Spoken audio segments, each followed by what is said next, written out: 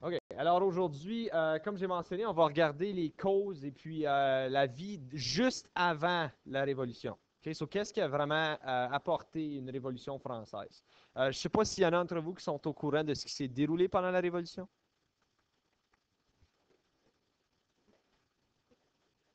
OK, on a fini par couper la tête du roi. Ça, c'est un spoiler pour tout le monde, ça, de où que ça s'en va. Les Français n'étaient pas contents. Ouais. Il y a de la guerre. OK, oui. Il y a eu des petites guerres ou des chamois ou des batailles. Oui, Caleb?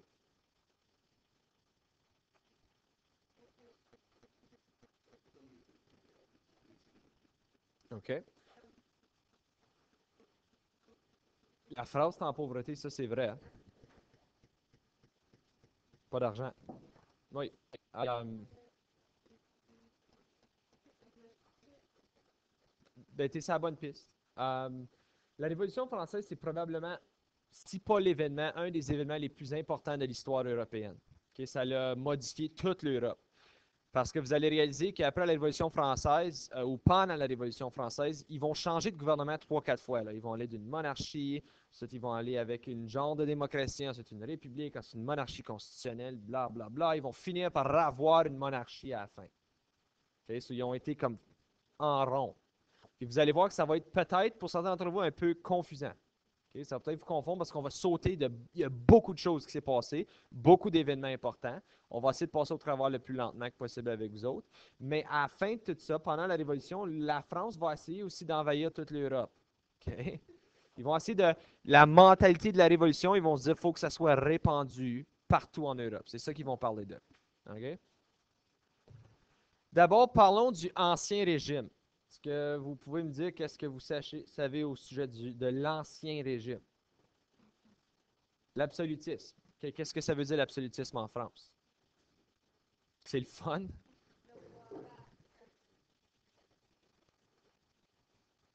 Il y a une seule personne avec tout le pouvoir. Puis c'est qui a donné ce pouvoir-là au roi? Dieu. Ouais. Apparemment, Dieu choisit la famille Bourbon pour être les rois de la France. Et apparemment. Ça, c'était l'Ancien Régime. OK? Donc, il est important de reconnaître qu'il y a eu ensuite ce qu'on appelle le siècle des Lumières. Donc, il y a eu tous les philosophes qui ont sorti tous ces livres-là.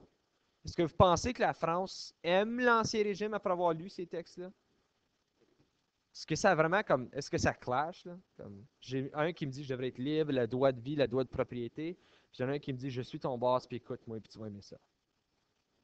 C'est comme là, les gens, ils lisent ces textes-là parce que on trouvait ça important de instruire les gens. Donc les gens commencent à lire ces textes-là, puis sont comme hein, tu sais quoi, les rois, là, vraiment, là, ils sont pas en train de runner ça comme il faut. Puis c'est quoi d'autre qui s'est passé pendant l'ère de l'absolutisme, pendant les années 1700? C'est quel pays a connu un genre de grosse révolution envers l'absolutisme? L'Angleterre. L'Angleterre sont révoltés. Ils ont fini par tuer le roi. OK? So, la France est consciente de ça. Eux autres, ils ont venu à bout de le faire. Peut-être qu'on pourrait, sauf l'Angleterre a pris comme 100 ans à le faire. C'était progressif là, à faire jusqu'à la guerre civile. Ce qui est important de reconnaître, c'est qu'il y avait trois États en France qui datent du Moyen Âge. Là. C'est vieux. Là. C'est une ancienne façon de penser. Alors, les gens ont évolué quand même un peu. Louis XIV, on a dit que ce n'était pas un méchant roi, mais l'évolution des divisions de la société n'a pas changé. Okay? Tu avais toujours le premier, deuxième et tiers État. Excuse. Moi, je dis premier, deuxième. Premier, second et tiers État. Okay? Ça, c'est comme en anglais, on appelle ça les three estates. First, second, third estate. Le premier État, c'était le clergé. Ça, c'était le plus riche de la gang. Le clergé, il y avait moins de 1% de la population qui faisait partie du clergé, puis appartenait 20% des terrains dans toute la France. Okay? Moins de 1% appartenait 20%. Eux autres ne sont pas taxés. Et le clergé, quand on dit ça, on ne parle pas de comme tous les prêtres. Là. On veut dire ça, c'est les prêtres riches. Okay? Pas les petits prêtres dans les petits villages. Les autres, ce pas des riches. Comme les prêtres que vous voyez dans des villes comme Barrie, ils ne sont pas riches. C'est le monde au-delà d'eux autres qui sont riches. Okay? Ceux qui ont les statues d'or. Au Québec, il y a certaines régions d'où ce que. Oui, il y a des régions qui ont beaucoup d'argent. Okay. Le second état, c'est les nobles. On sait c'est qui les nobles? Okay. On avait parlé de nobles d'épée, ça veut dire que mon père s'est battu sur moi, j'ai bien du cash. OK? Puis je suis bien reconnu. Les autres, c'est environ 2 à 4% de la population. Si on regarde dans les premiers deux États, tu as comme 3% de la population. Là. C'est eux qui ont tout l'argent. Ils ont 25% des terrains. Sur 45% des terrains est appartenu par 3% de la population. Ça sonne-tu logique, ça? Adam, qu'est-ce que tu en penses? Oui? Tu penses que c'est logique que 3% de la population appartienne 45% des terrains?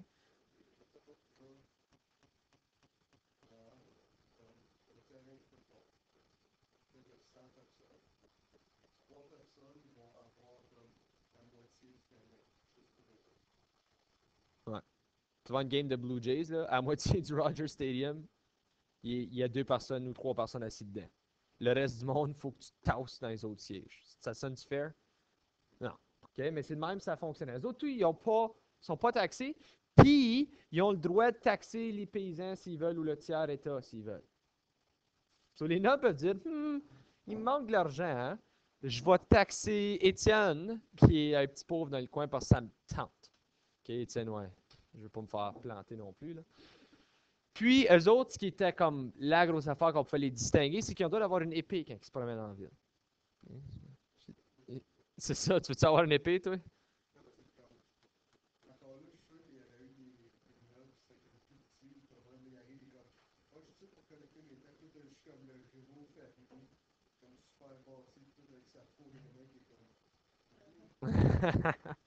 Puis, mais moi, une épée, je n'irais pas ça, me promener avec une épée. Je pense que vous écouterez peut-être, oui, mon cours de 27, peut-être qu'il écouterait un petit peu mieux. J'aurais rien qu'à sortir. Est-ce que j'ai un problème? Le gros criquet. Le reste de la population, c'était le tiers-État.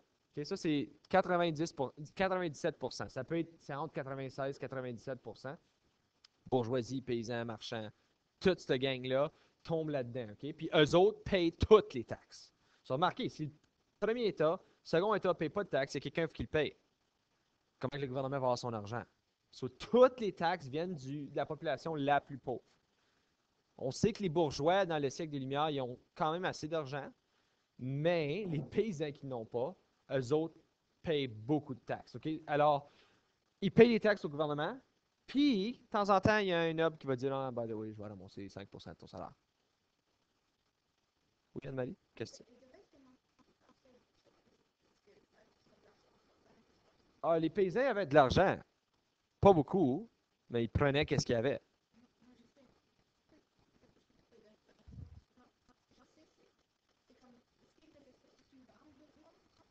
C'était pas quelque chose de constant. Non, c'était probablement comme une taxe. Mettons une taxe mensuelle que tu aurais. OK, à la fin de l'année, à la fin du mois, tu me dois 1% de ton salaire. Ben là, les paysans, 1%, c'était pas beaucoup, mais les bourgeois, ça pourrait être assez. Tu sais, mettons, je sais pas, moi, je fais 100 pièces, je dois une pièce à la fin de l'année. C'est rien, ça. Mais là, le bourgeois fait 1000, lui me doit 10 pièces. J'ai fait 11 pièces sur 2 personnes. À me gratter le derrière. So, vous voyez ici, c'est une belle image, je trouve. Vous avez le tiers-État ici qui est en train de supporter ou appuyer les nobles et le clergé. C'est essentiellement comment est-ce que le système économique en France fonctionnait. Les deux autres s'assisaient dessus. Okay? S'il n'y avait pas le tiers-État là pour les appuyer, tout le pays s'effondre. C'est en train de vous donner un peu une idée comment est-ce que la Révolution française va arriver. Est-ce qu'il y en a d'entre vous qui ont déjà entendu le terme corvée? Des tâches. Oui.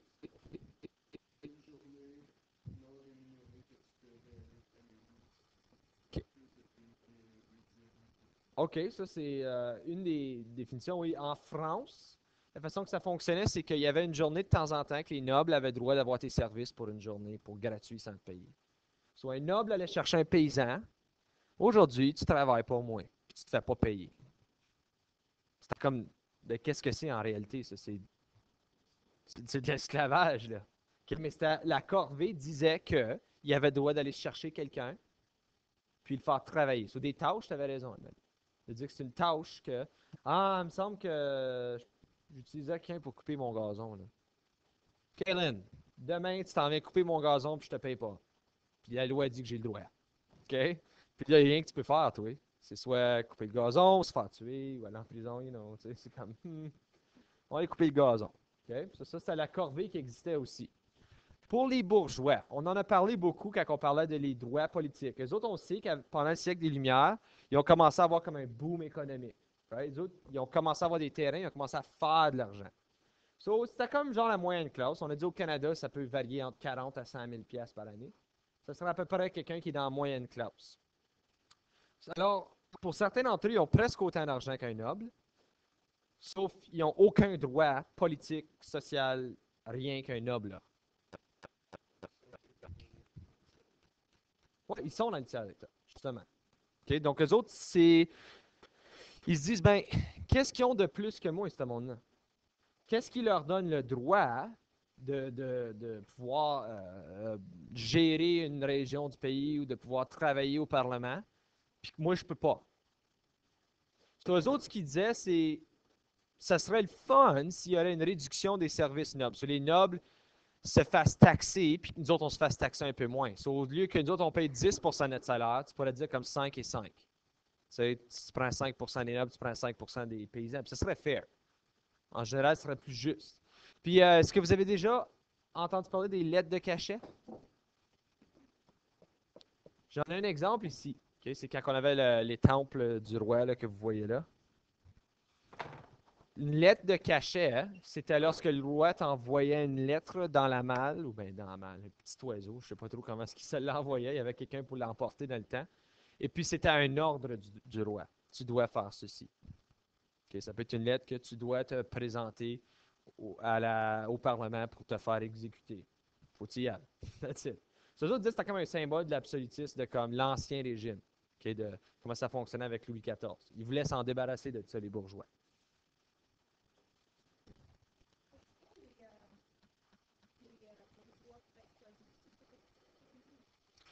Techniquement, il était dans le tiers-état. Donc, techniquement, oui. Euh, c'était moins commun. Les paysans étaient plus communs, c'était plus facile à gérer, c'était en moins bonne santé.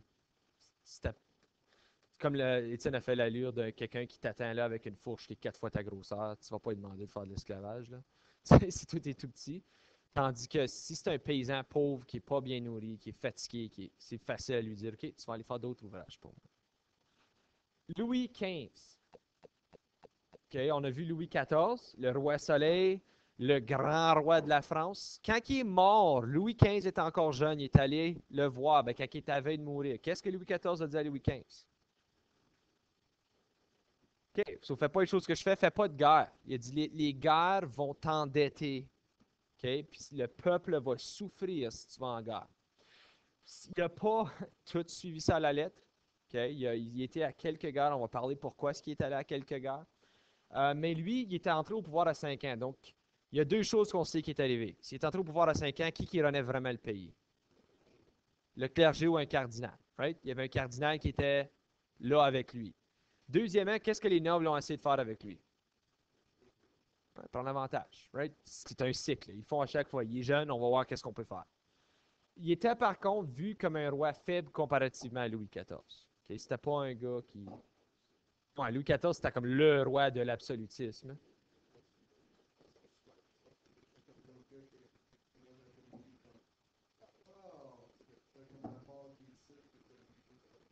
Ben, c'est ça. Louis XIV, il a comme mené la France à la gloire. Ensuite, Louis XIV a mené la France à son plus gros bas. Puis là, bye, je suis mort, ton tour.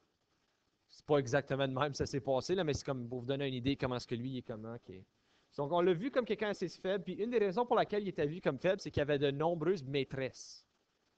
Okay? Ces maîtresses le renaient beaucoup. Beaucoup de ses décisions venaient du fait qu'une maîtresse va faire X et X choses pour lui s'il fait X et X choses.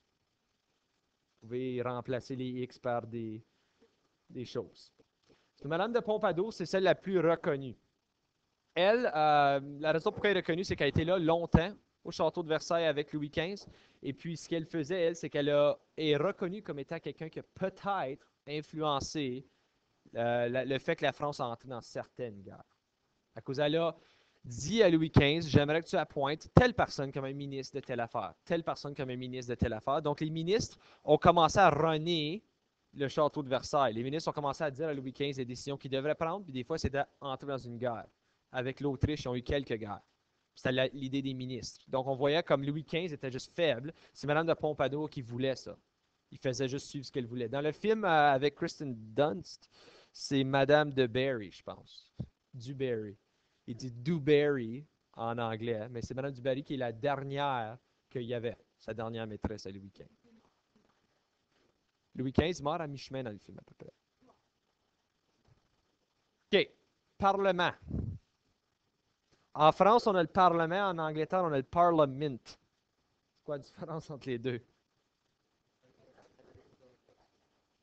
La prononciation, oui. Oui, c'est vrai.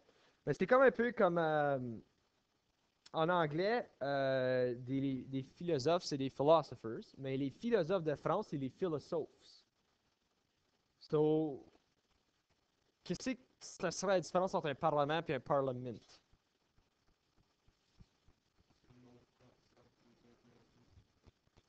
OK.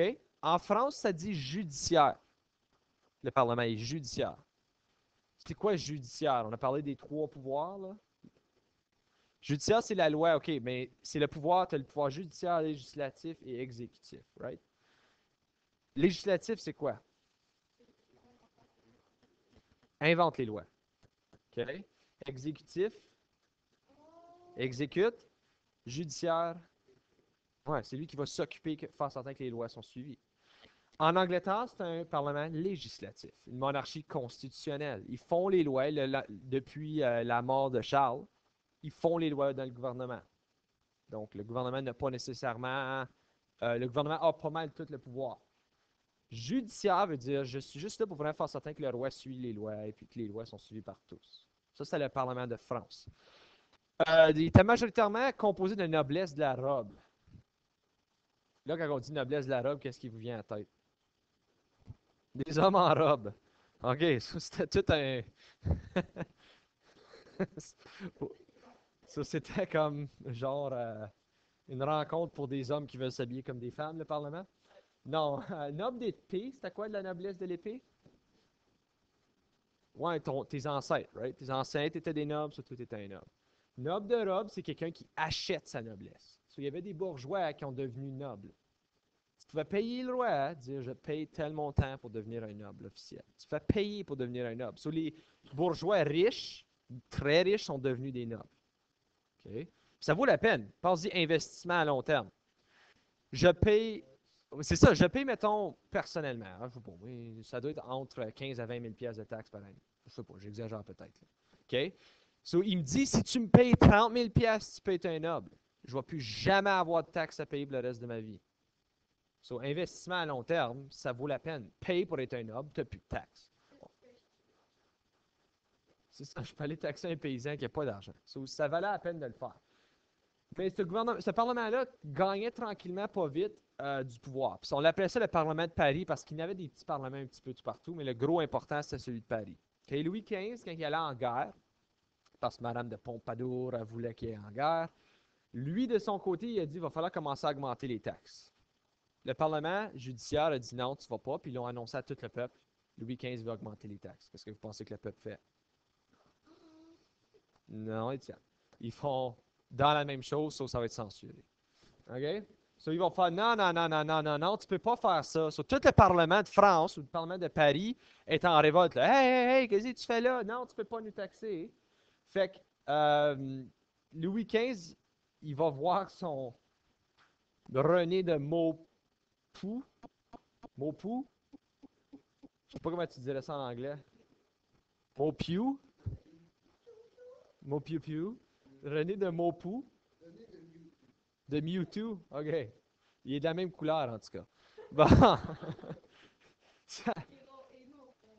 Lui, René, il va aider au roi d'abolir tout le Parlement de Paris. OK? Il va dire, tous les monde qui sont là, vous êtes exilés de Paris. Tous les nobles, go, bye. Puis là, ils vont réinstaurer des nouveaux membres. Ils vont piger des gens, hey, veux-tu être dans le Parlement de Paris? Veux-tu être dans le Parlement? So, ils viennent de changer tout le Parlement de Paris pour qu'ils soient en accord avec les taxes qu'il veut faire. Il va aller choisir comme, qui a fait quelque chose de semblable comme ça, choisir des gens qu'il veut?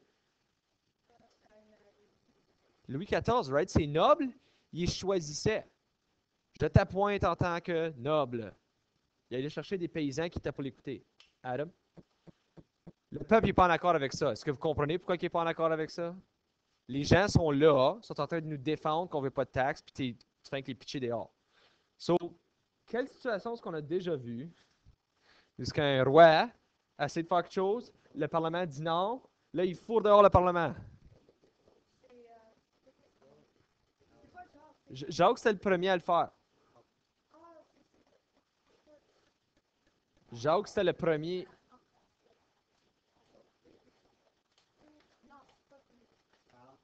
Charles est celui qui l'a ramené. Okay? Charles a ramené le même Parlement qui était déjà là. Lui, il a dissous 3 autres fois. Là. Lui, il a fait des non, oui, non, oui, non. Mais là, on vient de faire le premier, puis c'est Jacques le premier qui avait fait la première fois qui a aboli le gouvernement. Il a dissous le gouvernement ou le Parlement parce que c'était une question de taxe, encore une fois. Alors, Louis XV a fait ça. Quand il est mort, Louis XVI y entre. Okay? Louis XVI, c'est son petit-fils à Louis XV. C'était le dauphin de la France, si vous avez vu Marie-Antoinette. Oui, Marie-Antoinette. Non, dauphin, c'est genre une façon de dire le prochain roi en ligne. Là. Je ne sais pas exactement c'est quoi la définition exacte d'un dauphin. Je ne pense pas que ça a rapport avec l'animal parce que là, on dit une dauphine, quand c'est la femme qui le marie.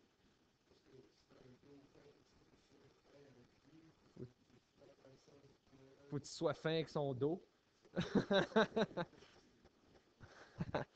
Puis la dauphine, il faut qu'elle soit fine avec le dos du dauphin.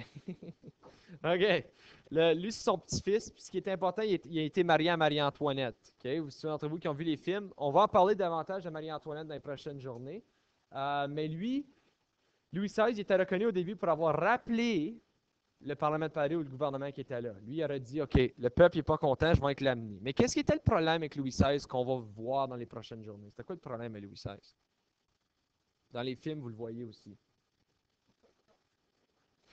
OK, il n'est pas proche de sa femme, il est awkward comme gars. OK? Il est très comme mal à l'aise. Puis c'est pas un gars qui veut être roi. C'est correct, Adam? OK. OK. C'est pas un gars qui veut être roi. Okay? Il était appointé roi. Il serait bien mieux, lui, à juste jouer aux cartes puis être un petit noble de rien. Là. Okay? Il ne veut pas être un paysan, là, mais il serait bien qu'il ait un noble, pas avoir des décisions à prendre parce que tout le monde vient à bout de convaincre Louis XVI de faire quelque chose. Hey, on devrait faire ça. OK. C'est comme le OK. Tu sais, il ne care pas, lui, là. Il joue, whatever, on va y aller avec. Au début, on trouvait que c'était un bon roi pour ça. Ce qui était la voix des gens, qu'est-ce qu'ils veulent. À la fin, on va voir que c'est pas aussi tant un bon roi à cause des. C'est ça, il a commencé à donner tout. Oui, il voulait toujours plaire à tout le monde. Okay. La Révolution française, il faut comprendre qu'il y a des causes dans toutes les révolutions, dans toutes les guerres, des causes à long terme et des causes immédiates. Right? So, qu'est-ce qui, à long terme, est en train de bouillir? Puis qu'est-ce qui est arrivé qui a éclaté le pot? Okay? À long terme, le point de vue, c'est que l'Ancien Régime, ça ne fonctionne plus à cause du siècle des Lumières. On commence à entendre parler de John Locke, puis on entend Rousseau, puis tout ça. Fait que là, on commence à se dire, sais-tu quoi, comme l'Ancien Régime, ça ne fit vraiment pas dans ce qu'on est en train de vivre. La première chose, c'est la Révolution américaine, qui est une des causes à long terme. Okay? Vous avez vu The Patriot? Les Français sont dans la Révolution. Oui. Vous avez joué à Assassin's Creed 3, vous allez le voir aussi. Les Français ont aidé les États-Unis à avoir leur indépendance. Oui.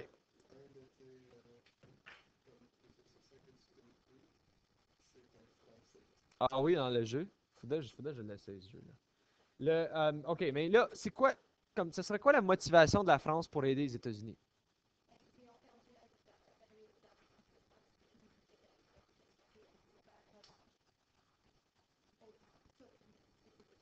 Ben, c'est ça, parce que les États-Unis, c'est techniquement anglais, right? C'est tous des anglophones. Là. Il y a une région qui est francophone, mais c'est tout anglais. So, comme si on peut venir à bout de créer l'indépendance des autres, ils viennent de perdre un terrain au complet. C'est un autre peuple qui va être de notre côté, right? Parce qu'on les a aidés. So, logiquement, c'était smart. Okay? Quand ils ont venu à bout de convaincre Louis XVI et on devrait aller en guerre contre l'Angleterre avec les États-Unis, ils ont été. Les États-Unis, on sait qu'ils ont eu leur indépendance, ils ont gagné. OK. C'est bien beau, là. Tout le monde était bien content avec ça. Mais là, comme ça prend de ça, là, pour aller là, right? T'as des bateaux qui vont faire quasiment un an de voyage. Là, ils vont aller là. Faut que le message s'envoie à tous les soldats français qui sont déjà là. OK, faut-tu aider aux États-Unis maintenant? Alors, est-ce que ça a vraiment aidé la France tant que ça?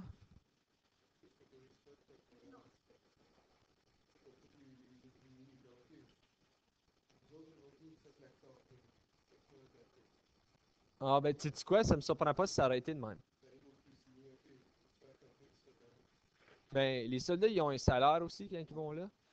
C'est une question très, c'est très cher sur les taxes, aller en gare, même si les États sont en dette par-dessus la tête. Ça, c'est une des raisons pour laquelle ils sont en ce moment en récession. La guerre les a pas aidés. C'est pour ça que le cas qu'on vient juste de voir, je souhaite que ce soit domestique et non international, parce que ça peut vraiment causer un gros, ce qui est arrivé à Boston. Une autre chose, c'est l'augmentation de la critique du gouvernement. On a parlé, right? On a parlé que le siècle des Lumières commence à arriver, donc tout le monde veut le laisser faire, tout le monde veut plus le mercantilisme, le monde veut pouvoir vendre leurs propres choses, capitalisme entre en jeu. Puis là, les deux en bas, vous voyez, ça se contredit un peu, right? Conflit entre les classes, accord entre les classes. Parce que deux vues qui sont partagées, puis on ne sait pas laquelle est la cause à long terme. Okay? On sait que les bourgeois ne sont pas en accord avec le fait que les nobles ont plus de droits, même s'ils ont autant d'argent. Presque autant. Puis, on sait par contre que les deux suivent la mentalité de laisser faire. Les deux veulent plus de pouvoir dans les décisions. Fait qu'on c'est un peu un mélange des deux. Oui, ils ne sont pas en accord sur certaines choses, mais les deux sont en accord sur le fait qu'il doit y avoir des changements. Ça fait que ça a comme entre-chevauché. Mais la cause immédiate, c'est qu'on n'a plus de cash. OK? France a plus d'argent. La France est pauvre, pauvre, pauvre. Mais elle est quand même 50% de la dette britannique. Puis elle est quand même une moins grosse dette que les Pays-Bas ont.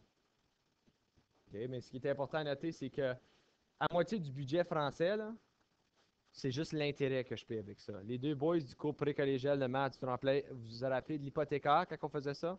Un mortgage, Adam? OK. L'intérêt?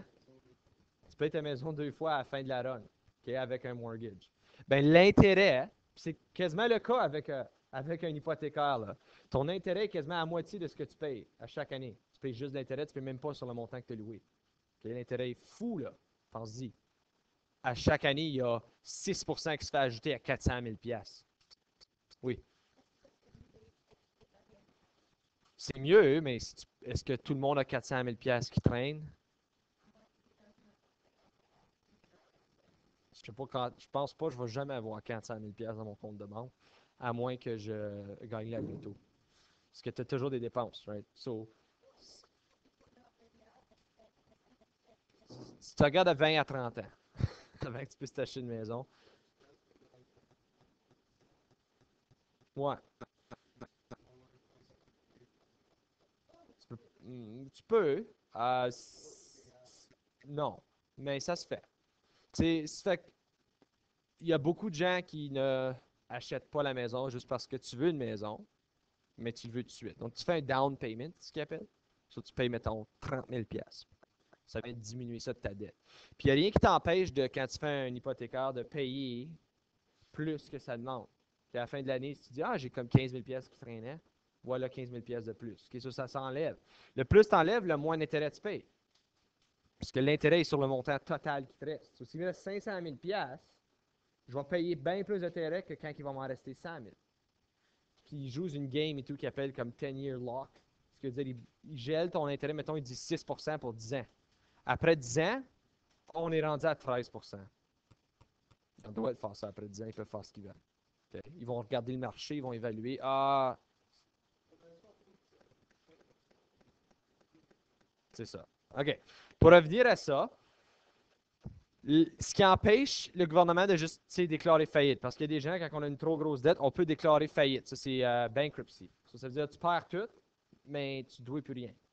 Okay? Ils vont peut-être venir chez vous chercher des choses qu'ils valent, proches de ce que tu as. Tu pourrais perdre ta maison techniquement, mais tu ne dois plus rien quand tu déclares faillite. Mais il ne peut pas, parce que l'argent qu'ils ont emprunté pendant la guerre vient des nobles. Les nobles ne veulent pas qu'ils corent faillite. Okay? Un noble va dire, non, si tu corps faillite, j'ai pas back mon argent que je t'ai prêté. OK? So, le peuple ne veut pas que le gouvernement fasse faillite. So, eux autres, ils disent non, non, continue à payer ta dette que tu nous dois. Puis c'est le même que c'est dans les États-Unis aussi en ce moment. Une partie de la dette a été empruntée du peuple. Alors, tu ne veux pas que ton gouvernement fasse faillite. Et la Chine a aussi prêté beaucoup d'argent aux États-Unis. S'ils ils font faillite, la Chine, ils n'ont plus leur argent. Ils ne vont pas revoir l'argent qu'ils ont prêté.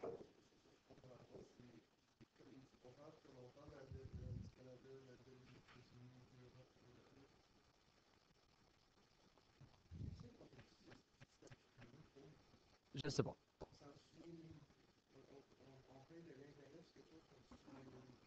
Um, ben, je sais qu'à un point, on était pas en dette. On avait prêté de l'argent à un pays, là, je ne m'en rappelle plus. Puis on n'a pas eu notre argent. Ça, c'est un investissement perdu. Parce que tu penses quand tu dis tu prêtes de l'argent à un pays comme la Chine prête aux États-Unis, la Chine n'est pas dans le coup en ce moment. Tu donnes du cash à un pays, tu assumes qu'il va y avoir de l'intérêt, tu vas faire de l'argent.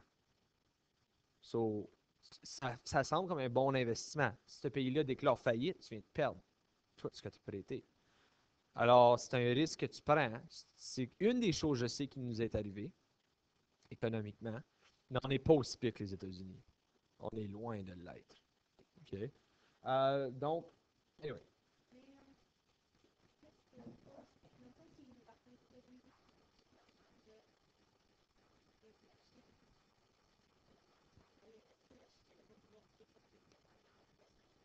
C'est une situation financière, non, mais tu ne veux pas déclarer faillite non plus parce que tu viens juste de détruire ton crédit. Là. Donc, moi, si, c'est correct, Étienne?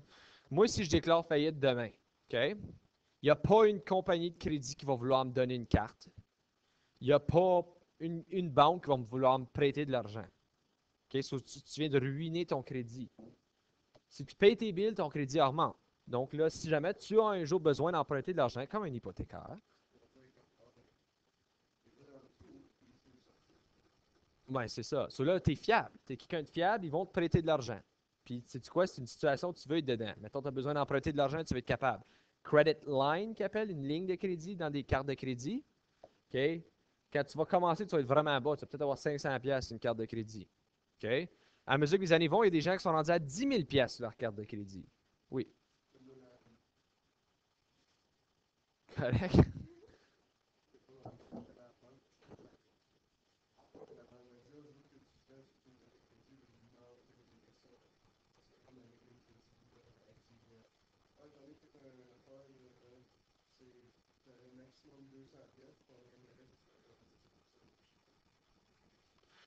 C'est épeurant, les cartes de crédit, si tu ne payes pas tes billes. C'est de l'intérêt haut, là.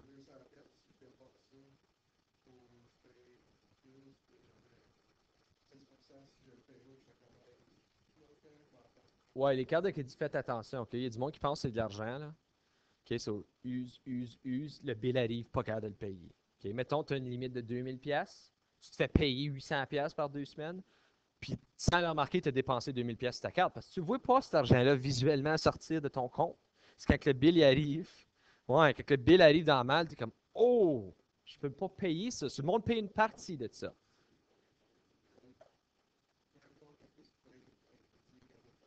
Mhm,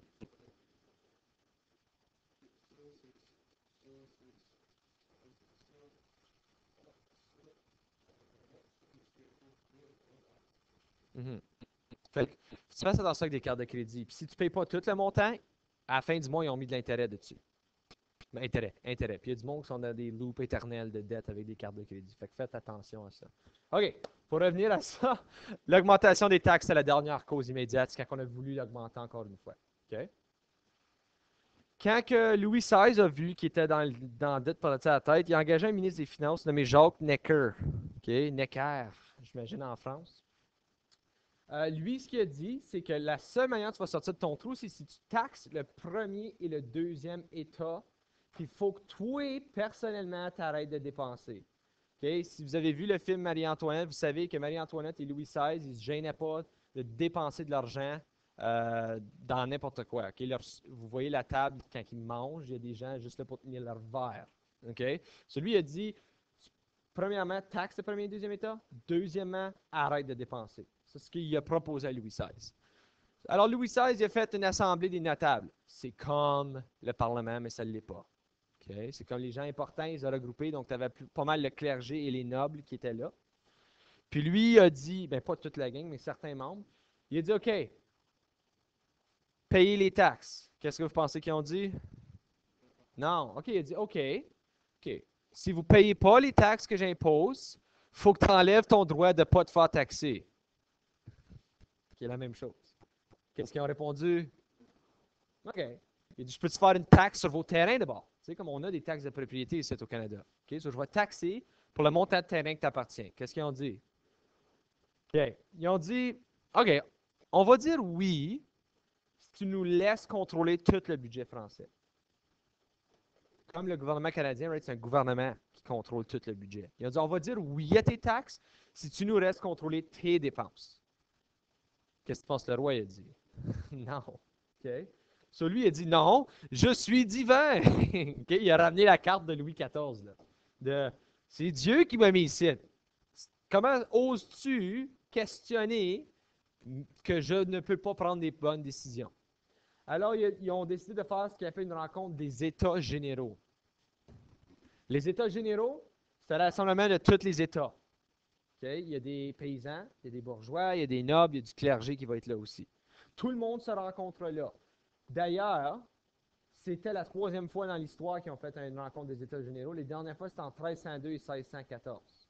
Et ça fait longtemps. Là. La dernière réunion des États généraux a lieu environ 150, quasiment 200 ans avant ce qui est en train de se passer. So, tu penses-tu qu'il y a quelqu'un qui est vivant qui se rappelle de comment ça a été? Non. Étienne dit oui. OK. Alors, ce qu'il faisait, il y avait une élection, il choisissait quel membre qu'il veut envoyer chaque État. Il a demandé de faire une compilation des cahiers de doléances. Des doléances, des grievances en anglais. So, quelles sont vos plaintes avec le roi? Ça, c'est des choses que les gens se sont mis en accord. Tous les trois États. On devrait avoir une monarchie constitutionnelle. Quel pays a une monarchie constitutionnelle? L'Angleterre. Ils veulent avoir un système gouvernemental comme ça. Notre gouvernement choisit les lois. On doit avoir des droits égaux. Tous les trois sont mis en accord là-dessus. Mais là, c'est quoi la définition d'un droit? Ça peut varier d'un noble à un paysan. On devrait avoir le système laisser-faire. Okay? Plus de mercantilisme. On veut avoir du capitalisme. On veut être capable de contrôler. Puis on veut que la main invisible contrôle combien qu'on produit et non le roi.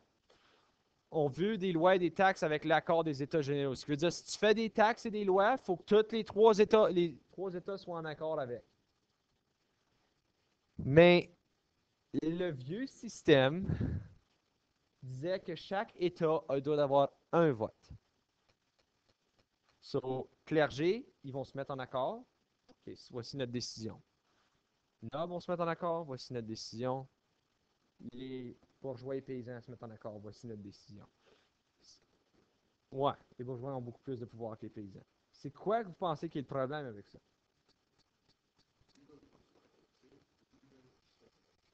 OK. Le roi va faire une loi. OK. Est-ce qu'on taxe les nobles et les clergés? Ouais. Les clergés disent non. Les nobles disent non. Puis le tiers-état, oui. Ah, c'est non. OK. Est-ce qu'on taxe le tiers-état? Le clergé dit oui. Le noble dit oui. Le tiers-état dit non. Est-ce qu'on va y taxer? Ouais. Ça dit, c'est pas un système équitable. On est 97% de la population. On devrait avoir plus qu'un vote quand ça vient des décisions de taxes et de lois. Puis on a Abbé Sieyès qui a sorti un document. Dans son document, là, je vous le résume, là, son document s'appelait Qu'est-ce que le tiers-État? Il a répondu à la question. Qu'est-ce que c'est? Tout. C'est 97% des gens. OK? Qu'est-ce que c'était? Jusqu'à date, historiquement, le tiers-État n'était rien. OK? Dans les politiques, dans tout. Puis qu'est-ce qu'ils veulent être? C'est quelque chose. C'est les trois conclusions qu'il a tirées. OK? Lui a dit que, selon lui, le pouvoir devrait appartenir au tiers-État parce que le tiers-État, c'est ce que la majorité voudrait. Si tu es 97%, tu vas être la majorité. C'est quel grand philosophe qui avait cette mentalité-là, le principe de la majorité? Rousseau. Et Locke avait aussi l'idée des trois droits. Mais Rousseau avait le concept de on devrait aller avec ce que la majorité veut. Puis il a dit, tous bien se débarrasser du système de noblesse. Lui, il trouvait ça con. Okay? Comme que tu es une personne que, par héritage, avait des droits politiques. So, on arrive à ce qui est le début de la Révolution française. ce qui est la fin de la leçon d'aujourd'hui. Le 5 mai 1789, on a eu une rencontre des États généraux, puis le tiers-État a dit qu'il voulait avoir plus qu'un vote. Alors, le droit, eux autres, ils voulaient un principe de tout le monde vote dans la salle, OK, où tu votes, ton vote a autant de poids que ta population.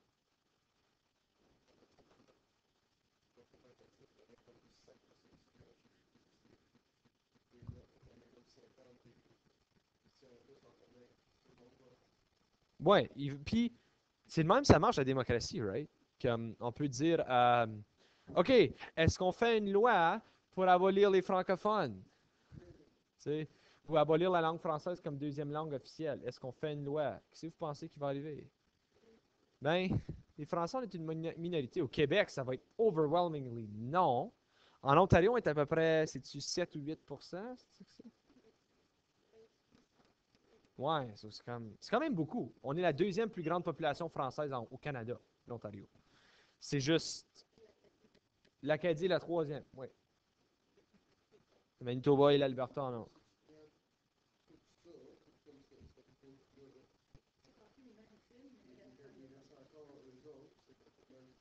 Puis tu regardes la Colombie-Britannique qui n'est pas pro-français. Donc, ben, je dis ça de même. Ils ne sont pas anti-français non plus, là. Bonne chance, Kaylin. Euh, non. C'est conservateur à l'Ouest. On s'entend là-dessus, la mentalité.